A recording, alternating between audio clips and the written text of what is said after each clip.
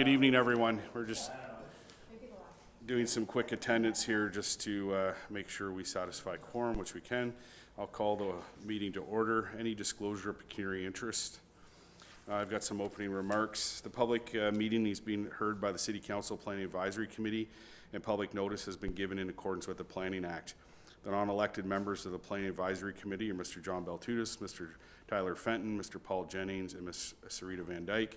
Citizen appointees may ask questions and participate in the discussion in order to assist in making recommendations to City Council, but may not make motions or vote in connection with the public meeting.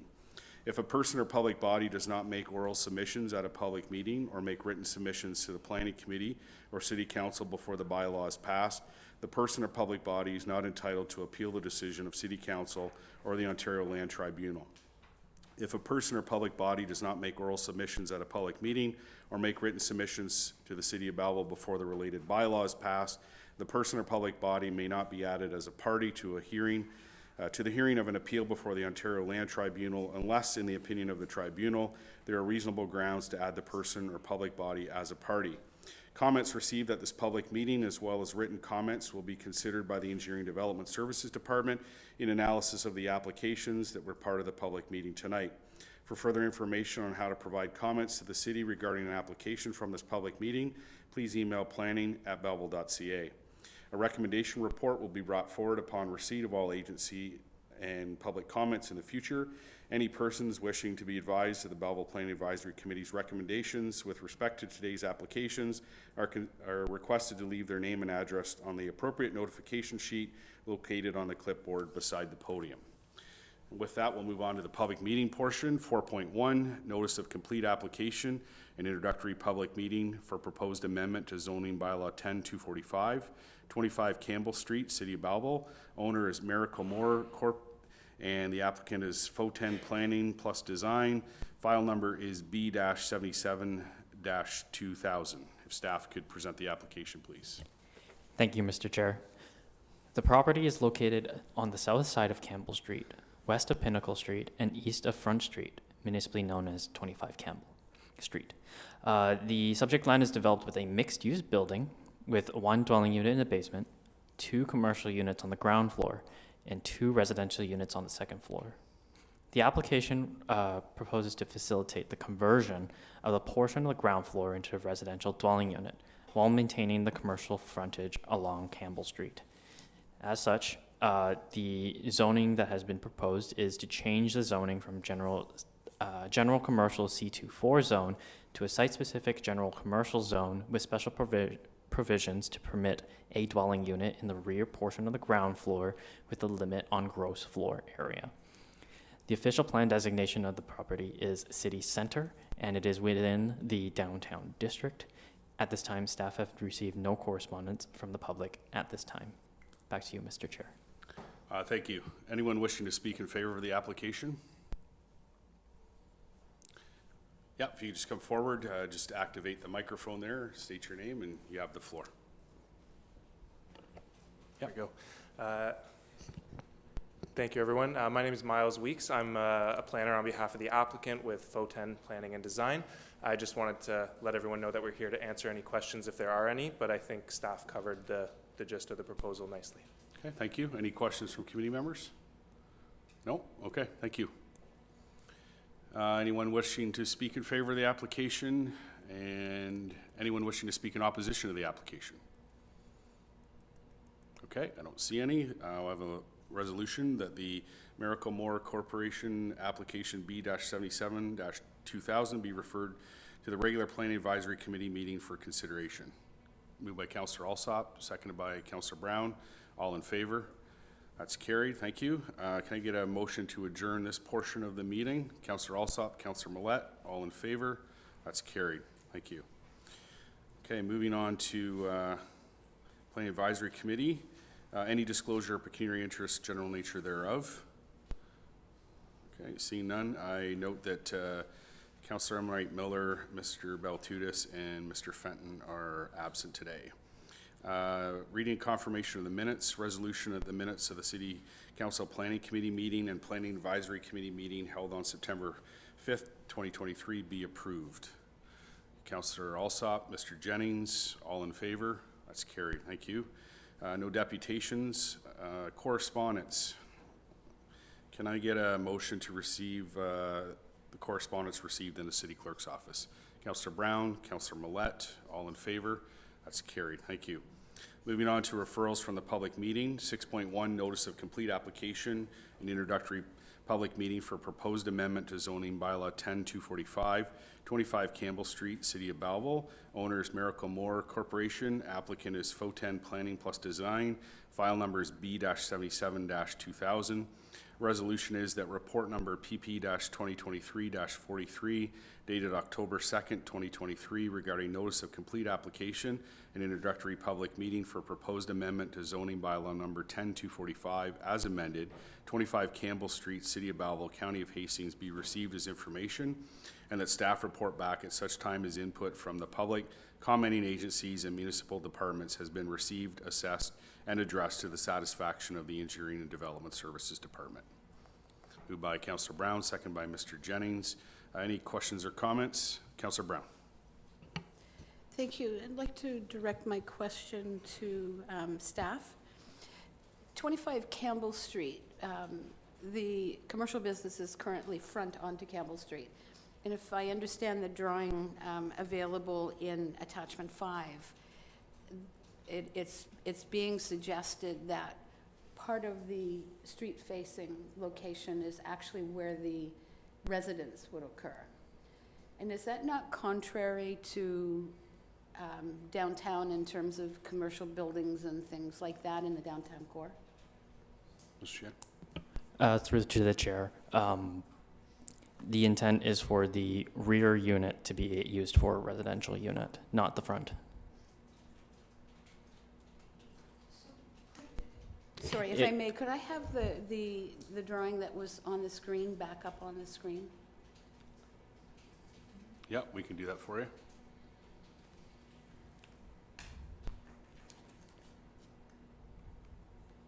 Thank you. So if you look at, I'm going by shape. Yep. The shape on the notice that went out shows the ragged edge as being rear-facing as opposed to front-facing. And yet, the approximate location of the proposed dwelling unit shows as being on facing Campbell Street. So therefore, on the main level, as opposed to it being a commercial entity in the front, that shows that the apartment would be at the front facing Campbell Street. Campbell Street is shown as at the top there, away from it.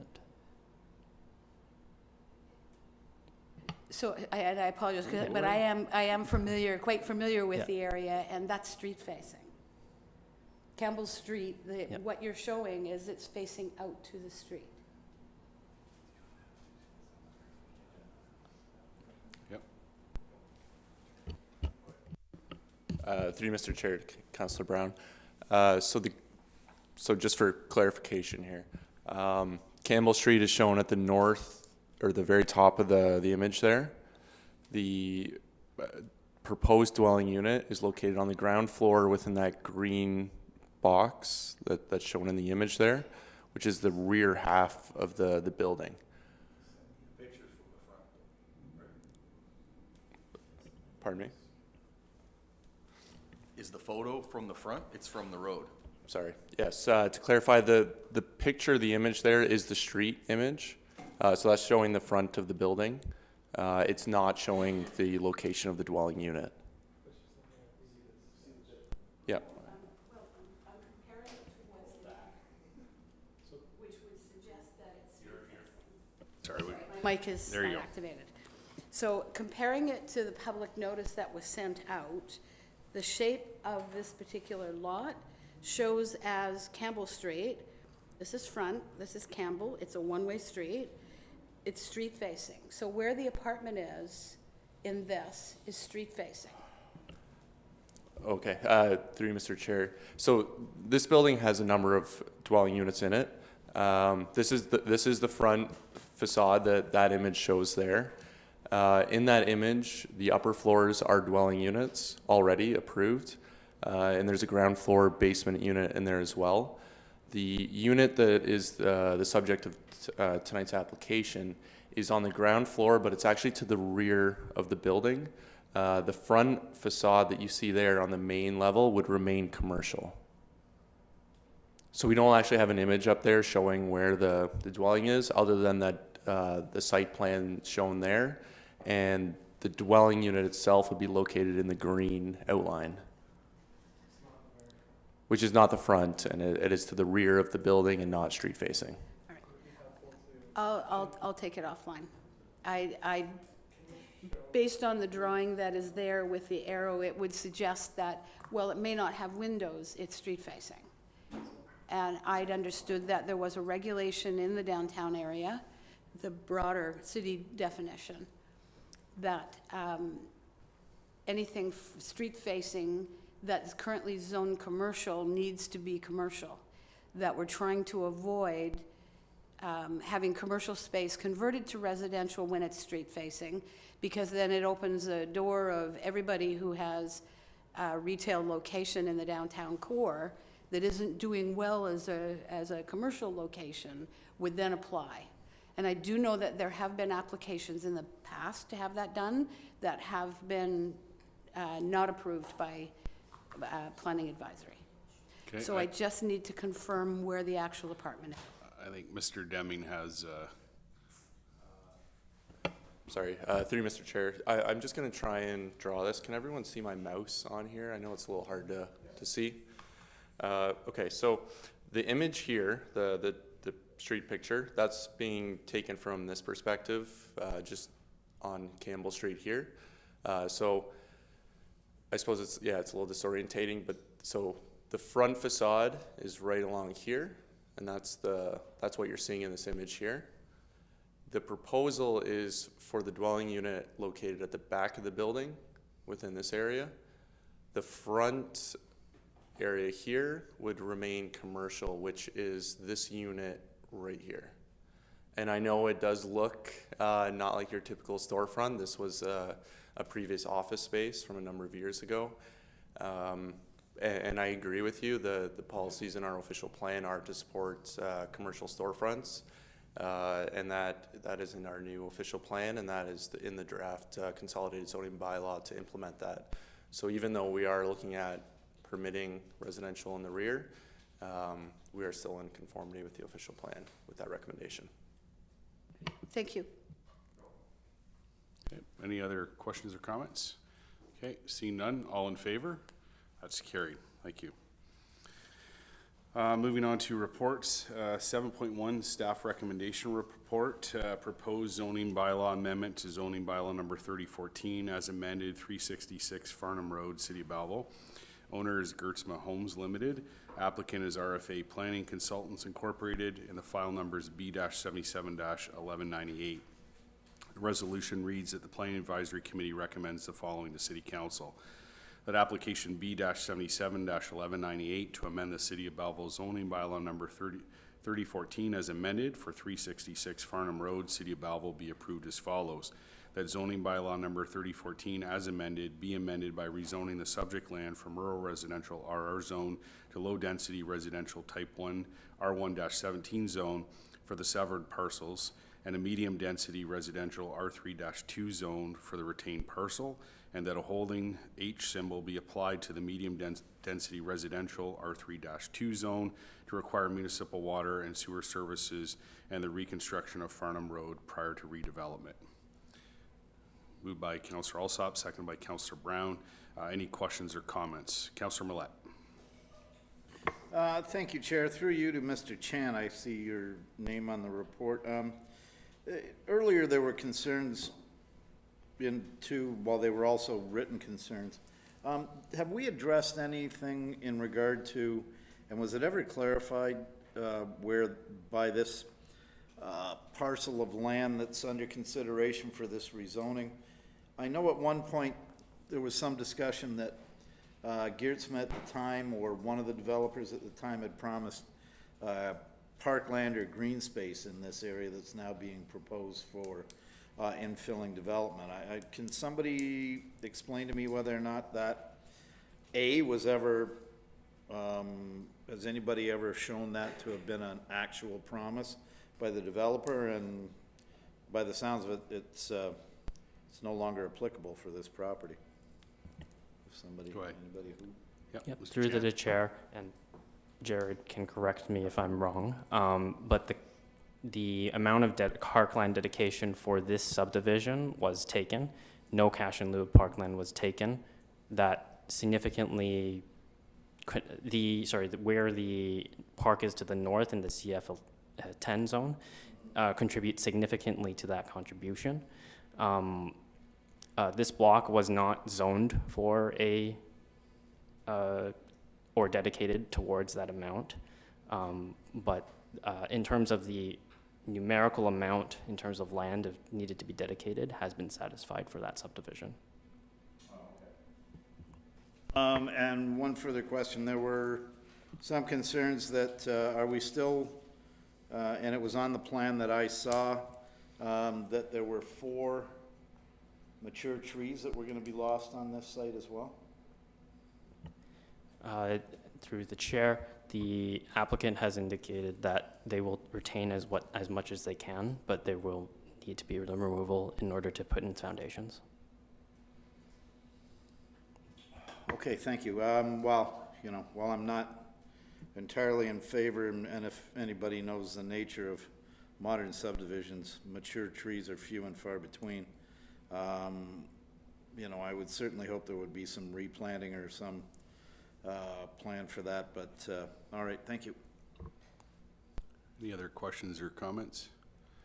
I will say, Councillor Millette, that I have heard from residents who've purchased in the area, and it seems to be a common practice for builders to suggest that there'll be a park at a certain place, and perhaps maybe that's utilized in order to seal the deal, if you will. However, there is land to the north, and particularly along the pipeline, that's available for space. The unfortunate part is when that land gets provided to the city for that space, it limits what the city can do in terms of the type of infrastructure. So I know a lot of residents are looking for playgrounds and splash pads and all those kind of things, which you can't do on a pipeline. So unfortunately, the quote-unquote parkland is rather passive. Mr. Ashton, do you have anything to add? Just to add that this was a subdivision that was approved a number of years ago. I think most recently, was it last year or 2 years ago, City Council approved the new Parks Rec master plan, so that will have a lot of influence over our parkland strategy as well. Our OP, which is new, has some policies with regards to parkland moving forward as well. So while it may not be ideal in today's terms, it met the requirements of the day, and now we're moving forward to sort of create better parkland for our future areas. Yeah, thank you, Mr. Ashton. I'm certainly cognizant of the fact that, and it's by no means as bad as it used to be at one point, where in subdivisions, you're at the mercy of the city, I think, to provide the parkland or, but some of these can, you know, be few and far between in terms of green spaces in wherever we can and however we can. I see the CF10 zone and the CF4 zone. Again, that's the passive land that you were speaking about, Councillor Carson. Okay, thank you very much. Okay, any other questions or comments? Seeing none, all in favor? That's carried, thank you. Moving on to 7.2, staff recommendation report and proposed amendments to the Loyalist secondary plan and the zoning bylaws 2076-80 and 10245. Part lot 31 and 32, concession 1, part 1 of plan 21R-19789, and part 1 and 2 of plan 21R-26201, Walbridge Loyalist Road, City of Belleville. Owner is 2663925 Ontario Incorporated. Agent is RFA Planning Consultants Incorporated, and the file number is PLOPA 2023 1001 and B-77-1195. Resolution reads that the Planning Advisory Committee recommends the following to City Council: that applications PLOPA 2023 1001 and B-77-1195 to amend the Loyalist Secondary Plan as amended and the City of Belleville zoning bylaws 2076-80 and 10245 as amended for part of Lot 31 and 32, Concession 1, Part 1 of Plan 21R-19789, and Part 1 and 2 of Plan 21R-26201, City of Belleville be approved as follows.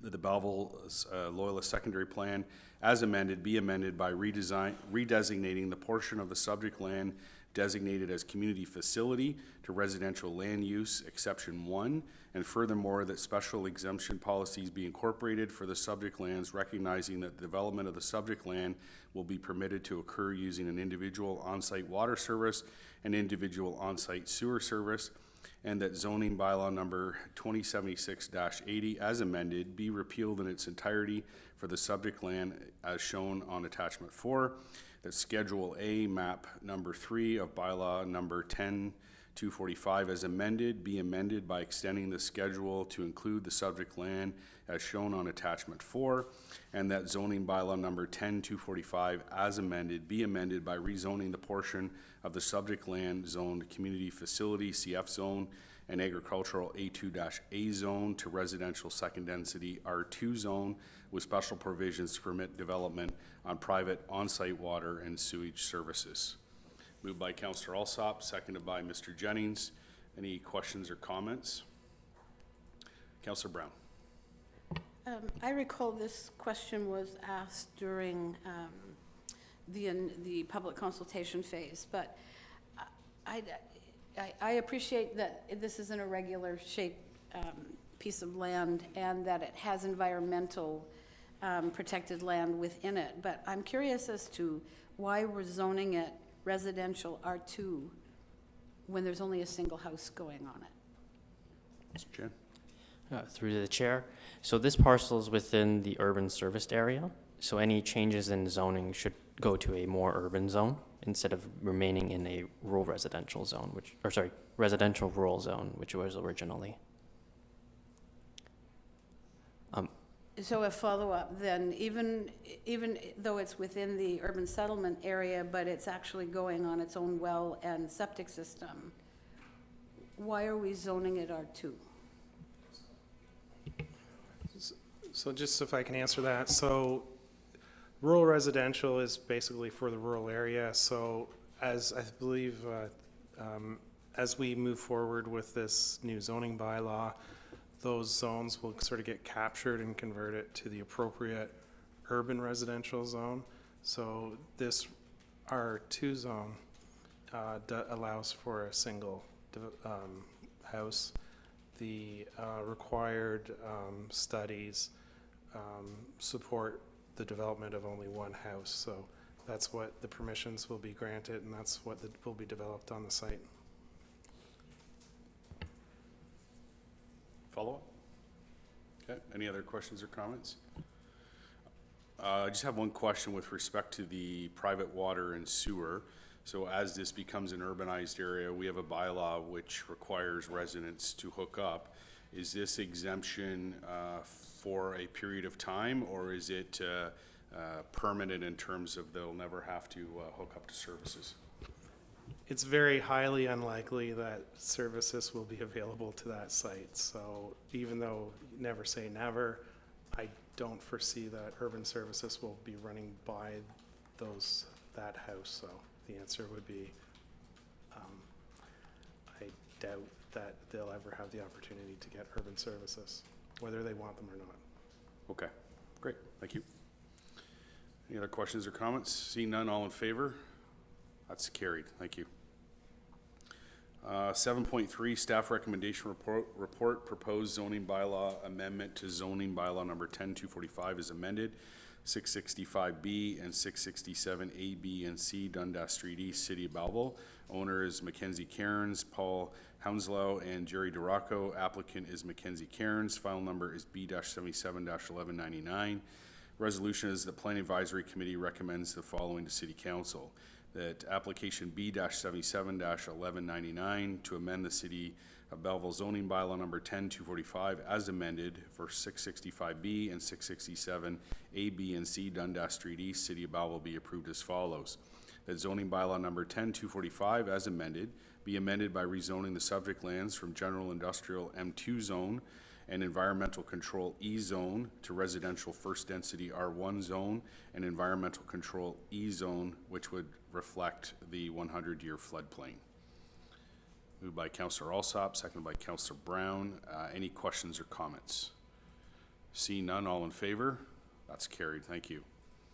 The next one, 7.4, Draft Development Guidelines and Manual, City of Belleville. File number is DS-12, and we have a presentation from staff.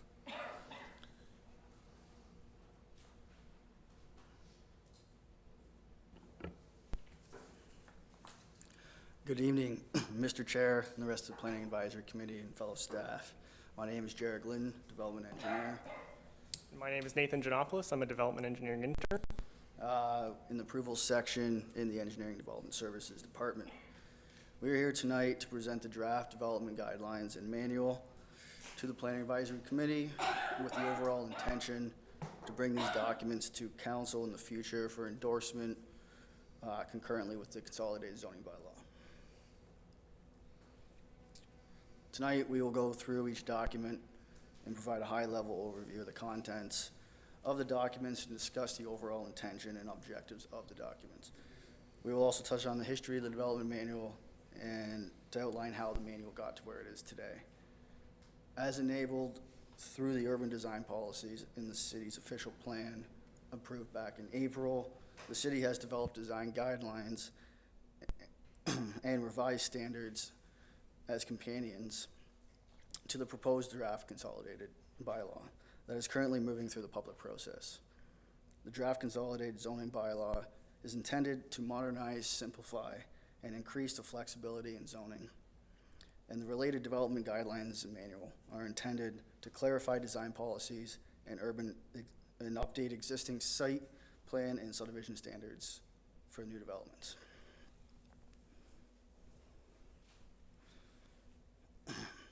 The development manual has been developed to provide a comprehensive tool to promote high-quality engineering submissions, to expedite the review and approval process of development applications. The standards are based on considerable technical background and design approaches with input from various city departments. The manual is intended to outline minimum design requirements for new developments within the city and provide clear direction to developers, planners, and other consultants to encourage an efficient design and review process. The manual will be considered a living document and will be updated as required to stay current with ever-changing city and provincial standards, processes, specifications, and policies. The history of the development manual. So currently, the city reference documents are the engineering's 1998 subdivision specifications and the approval's 2005 site plan manual. So back in 2007, the former Development Services and Engineering Public Works departments drafted design standards and specifications, which approvals then began transforming into a subdivision manual.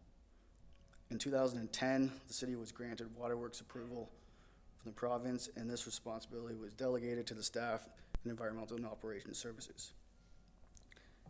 In 2011 and 2012, the city created a Development Approval Process Committee and a Construction Process Committee, which reviewed and updated the 2007 manual, and this document at the time became known as the Draft Subdivision Manual. In 2013, that same manual was further reviewed and updated by a local planning consultant. Then it was shelved for a few years. In 2020, as enabled by the official plan, staff formed a working group and combined the site plan and subdivision manual into a single cohesive draft development manual. In 2021, 2022, staff engaged Dillon Consulting, who updated the development manual. Over the past year, through 2022 and 2023, staff have been working on minor updates and revisions related to the city's consolidated zoning bylaw, Bill 23, and linear ECA approval updates. In May 2023, draft versions of the development manual and development guidelines were posted on the city's website in preparation for June 13th, 2023, where staff held 2 public information centers at City Hall, where staff engaged the public and other stakeholders, including local consultants and the Quinny Home Builders Association. Comments were received and were addressed and updated, and the draft documents were reposted on the city's website on September 18th.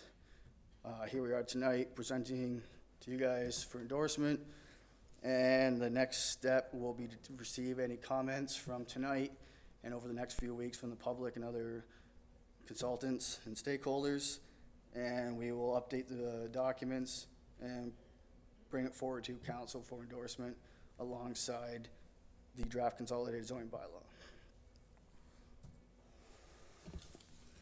All right, so my name's Nathan Janopoulos, like I said, an EIT with the Development Engineering Services Department and approvals. So this is the end result, the flow chart that you're looking up there of the of combining the 2 subdivision plan document and the site plan application document. So what you're seeing on the screen is sort of the breakdown of how each section is now consolidated and streamlined. So on the left-hand side in the yellow, you will see items that pertain specifically to the subdivision plan application process. On the right-hand side are items that pertain to the site plan application process, and everything in gray in the middle is shared between the 2 application processes. So they'd be common elements through both. The development manual is split up into 8 sections, A through H, plus appendices. And we're going to go into those in more detail on the following slides. And we'll start with Part A, that is your general requirements. And that'd be like your definitions, your acronyms, things like that, how to use the manual, as well as this flow chart is presented in there as well. Part B, that's where we move into the plan of subdivision administration. So that's where all of the administrative aspects of submitting an application through to approvals is outlined. So that would be the application process, the review process, and also the approval process. So that would be, there's items in there for the draft approval conditions, and if modifications need to be made to those, for model homes, pre-servicing agreements, fees, securities, insurance, the completion and assumption procedures, anything that has to do with the administration of a subdivision application. Part C of the development manual is similar to Part B, except this section pertains to the site plans. It's site plan specific. It has some similar components, such as the application process, review process, the plan approval process. In terms of the headings, the content might be different between the 2. As well, it goes into more detail with the conditional final approval, standard agreements, fees, securities, etc. So that would be where that is. Part D is where we go back to the common shared elements between the 2 subdivision and the site plan application processes. So that is the drawing requirements. So of course drawings are required for both site plans and subdivisions. We may need to see a whole list of drawings, and the very first page of this section is a master list that has all the drawings that could be requested. And then once those drawings are determined, you can look under each heading within the manual, and it will have a section for each one of those drawings. So for example, the composite utility plan has a section in our report that is dedicated specifically to that and what needs to be shown on that drawing. Same with the landscaping plans, streetlights, electrical, erosion control. What you're looking at on the screen right there is an excerpt from the storm drainage and sanitary drainage area, and you can see that there's checklists throughout that are very well used in this section in particular, especially when making sure that drawing requirements are everything that's required on a drawing is being shown on the plans when they get submitted to our department for approval. Part E is similar to Part D in that it's common between both the subdivision and the site plan applications, except this section has to do with the reports and the studies that may be required. So some common ones like the functional servicing, water main design reports, stormwater management, geotechnical, traffic. All of those, similar to the previous section, will have a one section dedicated to each one of those reports, and then at the very beginning of the section, there's a master list that again outlines all of the reports and studies that may be required as determined in the application process. Part F, the next section, is the standards and guidelines, just the general engineering and construction standards and guidelines. Some things that are outlined in there. There's some landscaping design guidelines, and then your sanitary and water services, some parking, signage, and the typical road design cross sections. Shown is an example of the park light standard that operations sent us to be included in the document. Part G is your construction for both subdivision and site plans. Outlines all the requirements for pre-construction as well as completion and everything in between. So you have your certificates of preliminary and final lot grading, and details for work schedules for inspections, which is the next section. So final section is your part H, inspections, which outlines the requirements for the owner's engineer for on-site inspection, as well as what the city will be reviewing as well, and also provides inspection requirements for different erosion sediment control, landscaping, lot grading, etc. The second document that we're presenting today are the development guidelines. So they are different from the development manual in that the development manual, that's what outlines the required engineering and development procedures and standards that need to be met, whereas the development guidelines, they focus on more of the qualitative aspects of the design, and so they provide a framework for us to review and for developers to use when they're producing their site plans for us. The intent of these guidelines is to promote high-quality urban design and use the city's review process as the means to ensure that. So things like the streetscape and the character of private development, that would all be considered as part of this process. And the guidelines, they would be a companion to the official plan and any standards and criteria that are set out in there, as well as any secondary plans and the legislated zoning bylaw. Inside the guideline document, it's quite a bit smaller than the development manual, but it has lots of sections that are very relevant. So we have streetscapes, we have the buildings, we have special considerations for heritage and high-rise buildings, as well as parking lots and open space as the main headings. If you take a look inside the development guidelines, it's probably a little bit hard to see on the screen up there, but on the right-hand side is an example section that has to do with the streetscape of above-ground utilities. And on the left-hand side is a flow chart with the three-step procedure for how these guidelines are meant to be employed. So I'm going to start with the example on the right. So there's three general sections within each category. There's the design philosophy, the design guidelines, and the design standards, and that would be consistent throughout the guideline package as a whole. So the design philosophy, that is the overall intent of what we want to see happen with what we're looking at. So in the case of above ground utilities, we want to make sure that when we see above ground utilities, because they would be visible, that they contribute to the visual quality of the community as the design philosophy. Moving down into the guidelines, that is where there are lots of suggestions or recommendations for how to achieve that, that developers may be able to consider, or that reviewers can consider as well for when they're looking through the application. So, for example, integrating the components into the neighborhoods and designs or into the building itself. We want to make sure that they're discrete,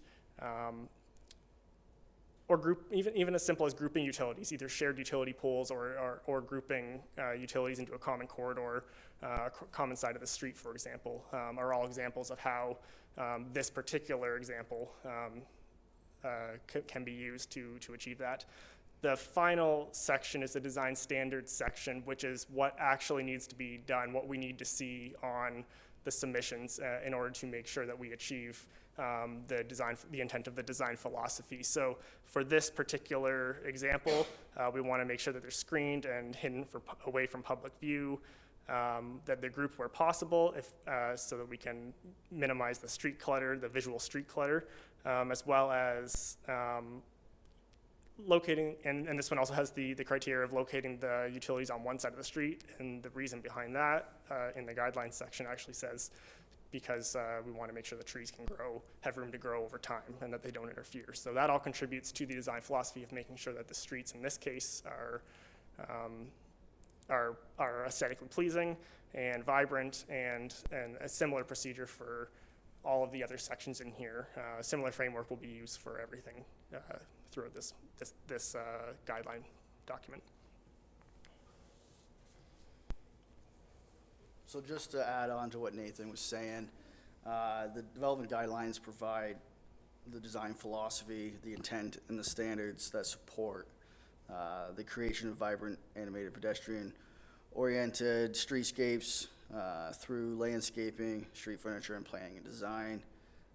The goal would be for active transportation and transit use, have them environmentally responsible buildings. Crime prevention through environmental design is also considered, and overall the high-rise and heritage buildings, including infill development and redevelopment properties. Just further, some key objectives of the guidelines for urban design are to foster high quality and distinctive community image, to establish a pattern of interconnected streets and active transportation networks, to frame and activate a human scale public realm through built form, to create public spaces that are safe, accessible, and attractive for the use of employment of all members of the community, to promote compact mixed-use development, to allow visually distinct housing forms in the city to coexist and integrate well with each other, to support development and redevelopment that is a good fit and compatible within context, and finally, to effectively integrate built, cultural, and natural heritage resources with development. As I said, we posted these documents on our city's website. They can be found from the homepage through the City Hall tab onto the city projects link, and you'll be able to find the development guidelines and manual there. It'll look similar to what's on the screen. We're continuously taking comments from the public for the next few weeks, maybe a couple months, depending on the timeline of the consolidated zoning bylaw and how many comments we receive. We will update these documents again and bring them forward to council for endorsement in the near future. Thank you. Any questions? Thank you for that presentation. Any questions from committee members? Mr. Jennings. Thank you, through the chair. I really enjoyed reading this document. It's rather large, but so it's helpful in my business because it covers a lot of the rules and provincial government regulations that we would teach at school to civil engineering technicians. It's very well written and easy to understand. So I commend you guys on that. You covered everything, it seems like. So I have been scanning through it. Now, like I said, 500 pages. I didn't read all the details, but I did want to, I was confused on one section, which I assume you won't be able to answer off the top of your heads, but if we just maybe put it on the record. Section D 12.2.12.1, where it talks about the required notes on subdivision plans. And I'm a little confused on the last one, 1L, where it seems to be giving regulations on separation distances of trees from street lights, sidewalks, property lines, and curbs. Yet it's listed under required notes on a plan. So I didn't see where that was in the actual requirements, and I was wondering if there was a clarification on that, but like I said, you don't have to answer right away. Yeah, we can certainly take a look at that. And maybe there's a better section fit for that somewhere else in the document. Thank you. Any other questions or comments? No? Okay, I'd like to just commend staff for, sorry. Oh, sorry, Councillor Brown. I looked that way, I didn't see your hand, that's, can you, go ahead. Thank Sorry. you. Given that these are public documents, I'd just like clarification. On this particular report, under approved by, it indicates that the manager of approvals denied this report, and I'm just not sure I understand why it was denied by one of our staff before coming to planning. There were some edits as we were going back and forth with the actual resolution. So it's a function of this program, iCompass, where you have to deny it to allow the writer to edit. So that might have been why. But Greg is here, and he was very supportive of this as well. So. I just want to ensure it's not misinterpreted, because I do know from the emails that we have some keeners who read all of this material. No, so. there was no battle of wills between the planning department. Actually, and if I could add one thing too. So this kind of was initiated, I think it was the first week or two of the pandemic. And I was like, oh my, what are we going to do, sort of thing. And no one knew what would happen during the pandemic. So I said, well, if things do slow down, we're going to do these projects, some of these special projects. And so this was brought forward. In hindsight, maybe we didn't realize that it would be the busiest time during the pandemic, but I think this, staff put a lot of effort into it, including, but not limited to, Greg and Jarrett. I think it has been a long time coming, but we've put a lot of work in it. We kind of did a lot of consultation with other departments. We did a lot of consultation with the home builders, Quinte Home Builders Association. And also too, the whole goal of this is to sort of say, this is what we want for development for this community, but also makes it clear to them, as Paul said, of what we expect. And it'll make it easier for staff to review. It'll make it easier for council to make final decisions. But also, I'm sort of thrilled because the former Minister of Municipal Affairs and Housing released a thing of, this is what your municipality should be doing to facilitate housing. And I think there was like 5 or 7 things, and it also included, manuals and guidelines of what your expectations were sort of one of those elements. And so I think this is exciting, and I think that it's working with the zoning bylaw will be able to fast track development, because it will be part of the design process of what developers will do as they move forward with their applications. Councillor Millette? Thank you, Chair. Through you to, I guess, whomever can answer my question. I notice in the process we did include PICs, Public Information Centers, and as Mr. Ashton has just outlined, we had extensive consultation with Quinte Home Builders and other groups.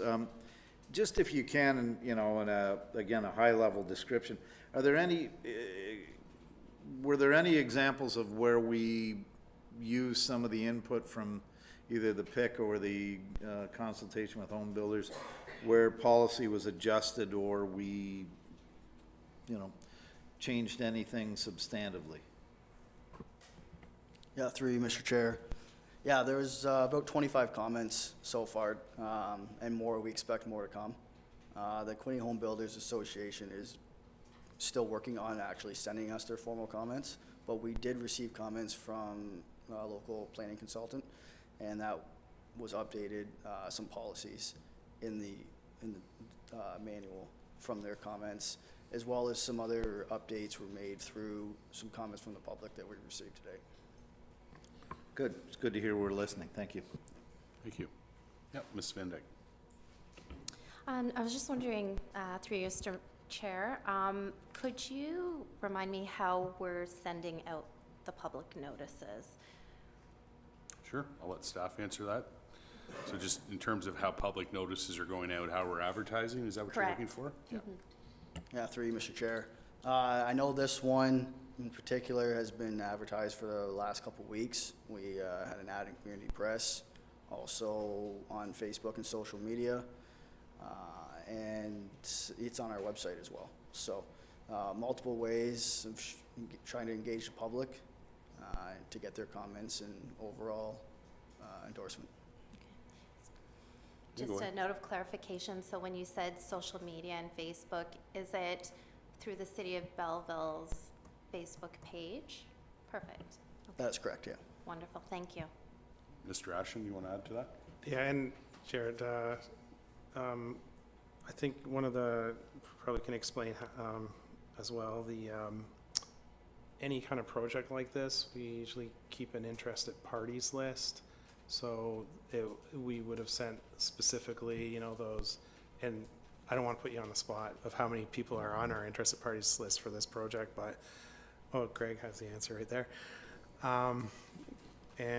So we did send out direct notices to those interests, which is one of the most effective ways, even if it's only 20 interested parties, because you know that those are the people who are going to give you the most input, sort of thing. So. We had 31 on the interested parties list for this one. Okay, good. Any other questions or comments? No? Okay, well, I just want to say thank you to staff.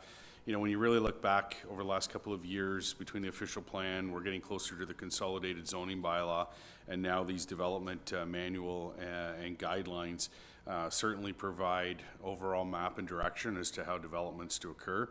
One thing that stood out for me in the staff report, thank you for your presentation. I don't have any questions, so you're welcome to take your seat. The one statement, though, is the manual further clarifies design requirements for subdivisions and site plans and will assist consultants and engineers when preparing for new development to expedite the review and approval processes. And so as Mr. Ashton talks about, there's a clear direction here in terms of the expectation, takes out the guesswork for developers and planners as they bring applications forward. One thing I have heard in speaking with home builders is you know, the delays, if you will. Well, we both have to come to the dance prepared, and so complete applications are key. And you know, from time to time we hear of incomplete applications, and that will slow down the process. But knowing the expectations and what city staff have to review, again with all the legislation and regulations that are at the provincial level, having these guidelines makes it very clear in a checklist, so that complete applications can come forward and things can be expedited. So in addition to the work that's done day in and day out with applications and moving things forward, these documents are significant. So I want to thank each staff member that's here and those that aren't for all your hard work on this. This is not lost on the committee here in terms of the work being done. So thank you for that. So I have a resolution, excuse me, that report number APS-2023-36 dated October 2nd, 2023 regarding introductory public meeting draft development guidelines and manual, file number is DS-12, City of Belleville be received as information, and that the Planning Advisory Committee recommends the following to City Council: that the draft development guidelines and manual be endorsed on final input from the public and commenting agencies and municipal departments, has been received, assessed, and addressed to the satisfaction of the Engineering Development Services Department. Moved by Ms. Van Dyke, seconded by Mr. Jennings. All in favor? That's carried. Thank you. Moving on to information matters. Can I get a motion to receive the official plan and zoning bylaw amendment monitoring report? Councillor Brown, seconded by Councillor Alsop. Any questions or comments? I do have two. Two questions. File number B-77-1115 came to Planning Advisory Committee as an application in March of 2021.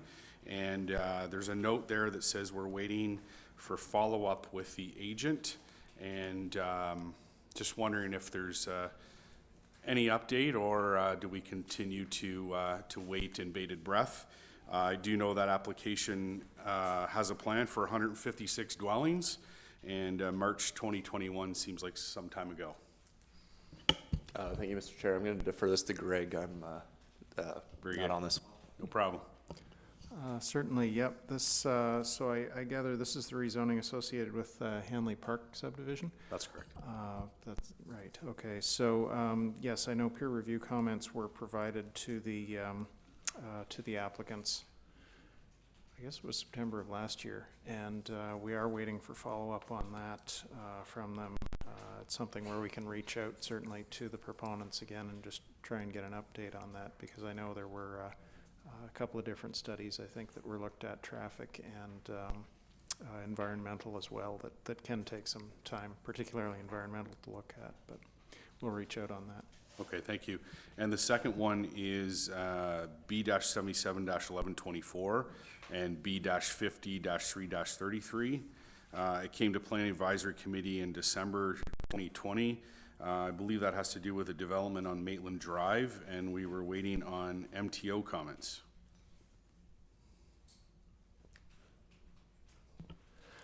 Thank you, Mr. Chair. Yeah, that's, so that is also still in the applicant's court. I believe there's been some discussion with MTO about that, and also the property beside it, and some possibility of combining an entrance between those two, but yes, we can also follow up on those ones. Is it my understanding that MTO is taking exception to an exit on Maitland Drive? And I believe due to the proximity of the intersection with Highway 62, yes. okay, yeah, because I noticed that's has a plan for 97 units in combination with the 156 on the other application. That's 253 units that are sitting out there that could be developed if things are moved forward. So I appreciate if staff could look into those. Any other questions, comments? See none, motion to receive that. All in favor? It's carried. Thank you. General business. Any items for general business? See none, motion to adjourn. Councillor Alsop, Mr. Jennings, all in favor? That's carried. Thank you.